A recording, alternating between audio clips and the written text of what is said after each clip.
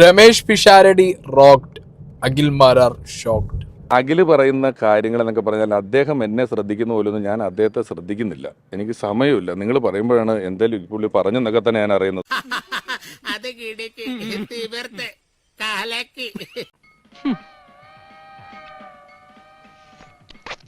രമേഷ് പിഷാരടി പറഞ്ഞു അഖിൽ മാരാർ ഇപ്പോൾ ഒരു കാര്യം പറഞ്ഞാൽ നമ്മൾ അതിന് മറുപടി ഒന്നും പറയണ്ട, ഒരു 6-7 ദിവസം നോക്കണം.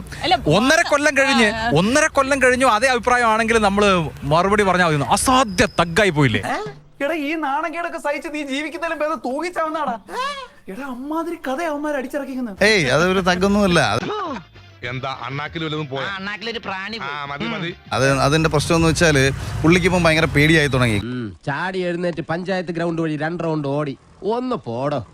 രമേഷ് പിഷാരടി പറഞ്ഞു എന്നുള്ളതുണ്ടല്ല. രമേഷ് പിഷാരടി പറഞ്ഞതിന്റെ ക്രക്സ് എന്ന് പറയുന്നത് അഖിൽ മാരാർ എപ്പോഴും അഭിപ്രായം മാറ്റും, ഒരു അഭിപ്രായത്തിൽ ഉറച്ചു നിൽക്കില്ല എന്നുള്ളതാണ് അയാൾ പറഞ്ഞതിന്റെ അർത്ഥം.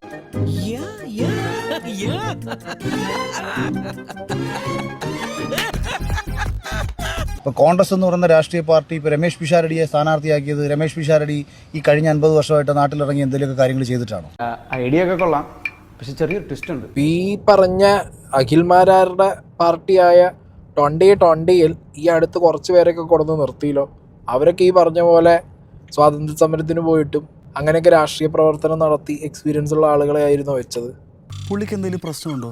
കുറച്ച് വിവരം കൂടി പോയതിന്റെ പ്രശ്നമുണ്ട്. കോൺഗ്രസ്സുകാരല്ലേ, കോൺഗ്രസിന് വേണ്ടി പ്രവർത്തിച്ചവരല്ലേ അവിടെ മത്സരിക്കേണ്ടത്? രമേഷ് പിഷാരടിയോടെന്ന് ചോദിച്ചു. അങ്ങനെയാണെങ്കിൽ ഇപ്പോൾ 2020-ക്ക് വേണ്ടി പ്രവർത്തിച്ചിട്ടല്ലോ അഖിൽ മാരാർ ഇവിടെ കാൻഡിഡേറ്റ് ആയത്. വീട്ടിൽ ചെന്ന പിള്ളേരുടെ ചോദ്യം, ഇവിടെ വന്ന സാറിന്റെ ചോദ്യം, എന്നിട്ട് ഞാൻ ഇവർ രണ്ടുപേരുടെ മുന്നിൽ ചോദ്യം ചെയ്യുന്ന പോലെ നിൽക്കുക. ഇത്തരം ചോദ്യങ്ങൾക്ക് ഉത്തരം അറിയാമെങ്കിൽ പണ്ടേ ഞാൻ കളക്ടറായനെ. 2020-ല് എനിക്ക് വരെ മറ്റൊരാളുണ്ടെന്നുണ്ടെങ്കിൽ അവര് ഉറപ്പായിട്ട് അവർക്ക് സ്ഥാനാർത്ഥിത്വം കൊടുത്ത് എനിക്ക് കുഴപ്പമില്ല. അതല്ലേ ഞാൻ കോൺഗ്രസ്. അങ്ങനെയൊന്നും പറഞ്ഞാൽ പറ്റില്ല സാറേ, കറക്റ്റ് ആയിട്ട് പറഞ്ഞതാ. ഇല്ലെങ്കിൽ നീ നേരത്തെ സബർജലിക്ക് വേണമെന്ന് പറഞ്ഞല്ലേ. സിനിമയിൽ നിന്ന് ഒരാൾക്ക് പേരും പ്രശസ്തിയൊക്കെ കിട്ടിക്കഴിഞ്ഞു, ആവശ്യത്തിന് പണമൊക്കെ കിട്ടിക്കഴിയുമ്പോൾ അയാളുടെ മനസ്സിൽ ഉണ്ടാകുന്ന ഒരു ചിന്തയാണ് എനിക്ക് ഇനിയുള്ള കാലം ഇന്നലെ അവർ എന്നെ ഇഷ്ടപ്പെട്ട ജനതയ്ക്ക് വേണ്ടി എന്ത് ചെയ്യാൻ പറ്റും എന്നുള്ള ചിന്തയിൽ നിന്നുകൊണ്ടാണ് രാഷ്ട്രീയത്തിൽ ഇറങ്ങി വരുന്നത്. ഞാനൊക്കെ അങ്ങനെ ചിന്തിക്കുന്ന ഒരാളാണ്. ഞാൻ പിന്നെ പണ്ടേ അങ്ങനെയാണ്. സംഭവം പൊളിഞ്ഞായിരുന്നു, നീ വെച്ചേരെ. എന്തോന്ന് പൊളിഞ്ഞു നീ വെച്ചേ? അഖില് നേരത്തെ പറഞ്ഞ എന്താ, സിനിമാക്കാരന് രാഷ്ട്രീയത്തിൽ വരുമ്പോൾ അതിന്റെ രാഷ്ട്രീയപരമായിട്ടുള്ള ബാക്ക്ഗ്രൗണ്ട്. ഇപ്പൊ അഖില് പറഞ്ഞ എന്താ, ഞാനൊരു സത്യം പറഞ്ഞ് വിശ്വസിക്കൂ. എന്നാ എനിക്കത് ഓർമ്മയില്ല. ഈശ്വര, ഇവിടെ ആരില്ലല്ലോ ഇതൊന്ന് പറഞ്ഞു ചിരിക്കാനായിട്ട്. ഇപ്പൊ അഖിലിനോട് ചോദിച്ചാൽ പറയുന്നത് ഇതായിരിക്കും, വാക്കല്ലേ അല്ലെങ്കിൽ നിലപാടല്ലേ, ഇതല്ലേ മാറ്റാൻ പറ്റൂ, അങ്ങനെയൊക്കെ പറയുമായിരിക്കും. നമ്മൾ നിഷ്പക്ഷമായിട്ട് നിൽക്കുമ്പോൾ മാത്രമേ നമുക്ക് അഭിപ്രായം മാറ്റി പറയാൻ പറ്റത്തുള്ളൂ. എന്തെങ്ങനെയൊക്കെ പറയണേ? പിന്നെ ഞാൻ എങ്ങനെയൊക്കെ പറയണം? ഞാനൊരു തെരഞ്ഞെടുപ്പിൽ മത്സരിച്ച ആളാണ്. ബ്ലോക്ക് പഞ്ചായത്തില് അന്ന് കോൺഗ്രസ് ആയിരുന്നേ? അല്ല, ഒറ്റയ്ക്കാണ് മത്സരിച്ചത്, സ്വതന്ത്രനായിട്ടാണ്. കോൺഗ്രസിന്റെ പഴയ യൂത്ത് കോൺഗ്രസിന്റെ പഴയ ഭാരവാഹിയല്ലേ അഖിൽ മാൻ. ഇതിലും വലിയൊരു ഊക്ക് ഇനി കിട്ടാനില്ല. അല്ലെങ്കിൽ ഒരു കാര്യം ചെയ്യും, ഇവിടുന്ന് ചാടി രക്ഷപ്പെട്ട് നീ എങ്ങോട്ടെങ്കിലും പോകും. അങ്ങനെ രക്ഷപ്പെട്ടു പോയാലും നിനക്കൊരു ജീവിതം ഉണ്ടാവുമെന്ന് എനിക്ക് തോന്നുന്നില്ല. ശ്രദ്ധിച്ചാൽ മനസ്സിലാവും, BJP-യുടെ വളർച്ചയോട് കൂടിയിട്ടാണ് ഈ രാജ്യത്ത് ഭീകരമായ വിഭാഗീയത സൃഷ്ടിക്കപ്പെട്ടത്. ഭീകരമായ വിഭാഗീയത. അവിടെയും കണ്ടു ഇവിടെയും കണ്ടു. സംഖ്യയാണോ കുറിയിട്ടിട്ടുണ്ടല്ലോ, ഇവന്റെ നെറ്റി തഴമ്പുണ്ടല്ലോ, ഇവ താടി വളർത്തിയിട്ടുണ്ടല്ലോ. ഇത് ഭയങ്കരമായിട്ട് സൃഷ്ടിച്ചത് BJP-യാണ്. താനിപ്പോ എന്തോ പറഞ്ഞല്ലോ, ആരോഗ്യന്റെ പിന്നിലുണ്ടെന്ന്. എവിടാ സാറേ? വെള്ളത്തിനെടുക്കല്ലേ? അത് ശരി.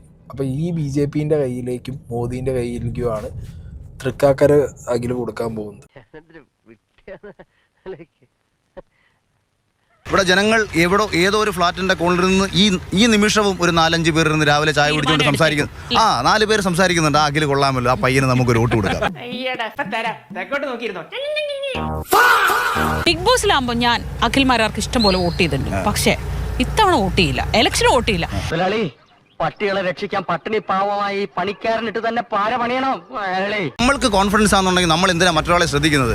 ഞാനിവിടെ ഉമ്മച്ചേച്ചിയെയോ ഇവിടുത്തെ പുഷ്പദാസിനെയോ ശ്രദ്ധിക്കുന്ന പോലുമില്ല. ഞാൻ എന്റെ കാര്യം നോക്കി നടക്കുകയാണ്. ഇതേ അഭിപ്രായം ആയിരിക്കും. അപ്പൊ കിട്ടിയാ? ഇല്ല, ചോദിച്ചു വാങ്ങിച്ചു. പോവാ.